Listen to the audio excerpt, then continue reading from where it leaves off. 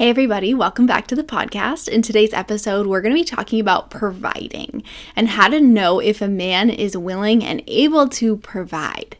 Because we have so many women. So my husband and I, we run a coaching program for single women who want to be married. And this question comes up so often because women meet a man who's maybe making money for himself, but he's not in a place where he could fully provide for her or for a family. And so she wonders, can I trust him to provide? Because most of these women we work with, they want to be a stay-at-home mom, or if they don't want to be fully a stay-at-home mom, they want being a mom to be their main priority once they're married and having babies in the future. So then how do you know if you can bet on this man that you're with to be the provider that he'd need to be in order for you to take on that role? So it's a big question and it's a really good question. And by the end of this video, I'm going to walk you through some ways that you can answer that question for yourself once you are in a relationship, if you're single, or if you're currently in a relationship and asking this question. I'm going to help you answer that question for yourself. And make sure you stay till the end because I'm going to be sharing a mindset shift that I actually just realized recently in my life and with coaching all these women that I know is going to super duper support you. Okay, but let's start from the beginning. The first thing we want to look at here to know if he's a provider is to look at the simple question of, does he want to be a provider? Simple yes or no.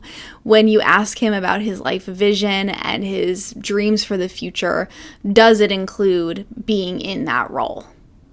So that's a pretty simple yes or no. The next question we want to look at is, can you trust him? So my husband and I teach something called the 4 aspects of trust that you can look at here. So the 4 aspects of trust are, is he competent? So is he able? Is he already bringing in money? Is he a smart man, a determined man? Does he kind of have those values? That's the first question to know if you can trust a man. The second question is he reliable? The third question is he consistent? So those are somewhat similar, but can be different as well. Like, can you trust him to show up? Does he keep his word, or does he apologize if he doesn't keep his word? Those are some questions you can look at for those. And then the last one is, does he care? So is his heart in it? Is his heart devoted to you? And is his heart in providing for the family? So take a look at those 4 questions to decide not just about providing, but about his character in general. Can you trust this man? If the answer is yes, then that's a great sign that you could also trust him to provide, given that his life vision is to provide, right? So we want to have like yeses to all these questions as I'm going through it. So first question we went through is, does he want to provide? So if the answer is yes, amazing.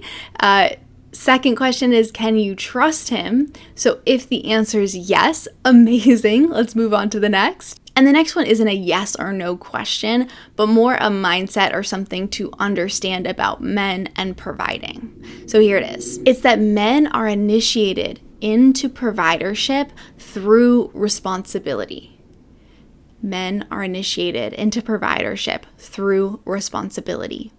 So if you're with a man, let's say, and he can't currently provide for you or for future kids, that's not really something to worry about because he doesn't have that responsibility yet. He doesn't have the wife to provide for. He doesn't have the kids to provide for. So he hasn't maybe stretched himself because he doesn't have those responsibilities yet. He doesn't need to. But also there's a God aspect to this where I believe that God also gives men the blessing and the determination to provide for the people that he's responsible for. So just know, and I've seen this time and time again in different stories where a man is initiated into providership, where he becomes a bigger and better provider as he needs to. And I've so seen this in my relationship with Matt. And it's been different steps along the way where it's like, oh wow, I'm seeing him step into more and more provider. Like, for example, I remember when we decided that we wanted to have kids. And that was a big conversation because Matt wasn't sure at one point. And then he was, he made his decision and he was all in. And at that point, I saw him like up level already in his providership, where he let me know in the weeks following that conversation that he had created a bank account for our future kids' college funds, which was so sweet and just so speaks to, men's innate like providership and logical brains and the responsibility that comes online when they make those types of commitments. So your man's might not look exactly like Matt's, but you want to look for those little steps up, those little initiations. And also you want to go to God, you want to pray, you want to trust, but not blindly, right? That's why we're also looking at these very practical aspects of trust and life vision. But there is a spiritual aspect that goes into this as well, where you can pray, you can trust God, and you can also ask God to reveal this man's character to you. And here's the last mindset shift that I want to leave you with that I'm going to kind of dive into in depth. It's that providing is a team sport. I know that might sound strange if you're on the other side of this video thinking, well, I want to be a stay-at-home mom. I don't want to be a team in providing. I want that to be his role. And I so support that and I so get that. And I want you to open your mind to consider this. And let's look at the opposite, right? So if his role is providing, your role is nurturing the family, having babies. I actually just had a baby. We have a 4-month-old baby, so I'm very present to this. How having babies is a team sport. Even though I'm the one who was pregnant for 9 months, I'm the one who gave birth to the baby, I'm the one who's nursing the baby, the responsibility and role is much more on me, and I'm so happy and grateful that it is. It's also hard at times that it is too. It's unfair, right? But that's my role. And I do it willingly. And though with that, saying that it's a team sport is that it's not just me. Matt's also supporting. Matt's also holding the baby when I get overwhelmed, or supporting the baby when he cries, changing the baby's diaper, providing for me so that I can have the baby. It's not like Matt was just like, okay, that's your role. I'm not going to change a diaper and it's all on you. Because that would not feel good to me. I'd be very concerned and stressed. And what I'm seeing and realizing now is how often women relate to men in their provider roles that way that wouldn't feel good to us if men were doing that to us about babies, right? It wouldn't feel good if a man was like, it's all on you, give me some babies, and you raise them. We'd be like, what? And same way when women are like, it's all on you to provide, so make us money, and I'm not going to be a part of it. That's a lot of weight on men's shoulders in a way that it's not, I don't think necessarily supposed to. I think that in a marriage, we are a team, right? So you want to marry and choose a man who you want to be a team with, who you share life vision, who you trust, and then everything that you do is still teamwork. Even though he's the one who's he is the main person who's responsible. He's the main person who's pushing that forward, the money, the finances, whatever, his career. But how can you be a team player? Maybe that looks like supporting and encouraging him, or being there when he needs to brainstorm some work things. Maybe that's it. Maybe in some seasons of life, it looks like bringing in a little bit of extra money to support his income, to, whatever, allocate that money to whatever you guys need to allocate it towards as a team.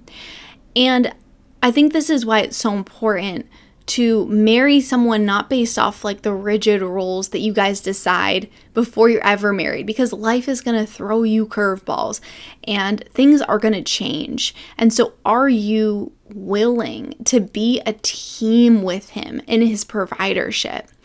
And what I've seen with Matt and other men as well is that they're so grateful for that mindset. They're so grateful that a woman would say, oh, it's not just all on you, but I'm here too. Like, I'm in this with you. And maybe that doesn't look like bringing in money, but maybe that looks like living within his means. Maybe that looks like budgeting well. And when you're going grocery shopping, staying within the budget to respect the money that he's bringing in. That's another way to be a team, a really important way to be a team. And actually a way that in Matt's and my relationship, I've had to grow. And because this is why I'm saying this is something I'm becoming to understand even more fully now with having a baby and seeing how grateful I am for his support, that I understand with more depth how grateful men can be when we support their providership. And, in Matt's and my relationship, just to like let you guys in behind the scenes, obviously I still do work. Here I am making content. I'm coaching with him. We have a coaching program together. However, he's the one who's running the team in our business. He's the one who's doing, I'd say, 80% of the work, and I do make content, I do coach on our calls, but even that I've been doing less right now because I have the baby. So it's really mostly on him, and then I support and do a couple things like I said, but it's mostly on him. And then same way with taking care of the baby. So it's mostly on me, where I'm with the baby most of the day, and yeah, I'm obviously feeding the baby, I'm breastfeeding the baby, so that's naturally just obviously my role.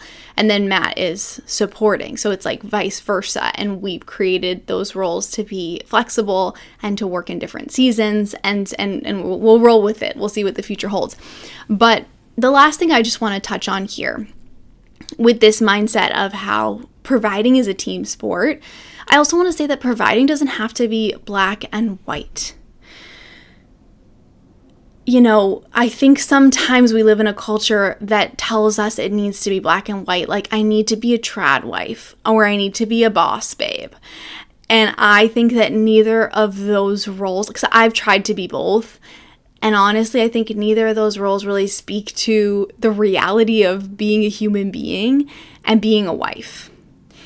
And that's also why I've been so set free by Christian femininity, because it makes space for both.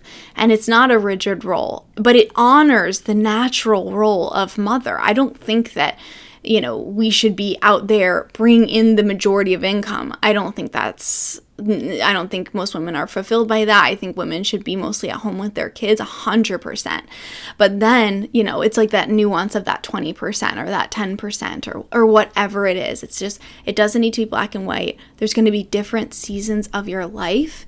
And really what you want to look for when you're marrying a man is he the teammate that I want to take on life's challenges with? Is he the man that I trust to grow with me? Because we're not going to be the same in 5 years. We're not going to be the same after we have babies. We're not going to be the same in 10 years. But do I trust this man? Do I love this man? Do I want to ride the waves of life with this man? And does he want to be a provider? Because everything else from there, I think, can be handled. And the last question I want to ask is, does he follow God? Because that will have him have his heart in a certain place and his mindset in a certain place that contributes to the ability to trust him. So that's how you know if a man can provide. I hope that this was helpful. Go ahead and leave a comment below if you're watching on YouTube. Let me know your biggest takeaway or any additional questions. I'll try to get to all those. And if you enjoyed this, go ahead and subscribe or leave a review, because it helps the podcast if you're listening on Spotify or Apple Podcasts. And let me know what topics you'd love to hear more of in the future. I'll put some polls on Instagram and stuff. But anyways, I'll leave it there for today. Thanks for tuning in, and I'll see you next time.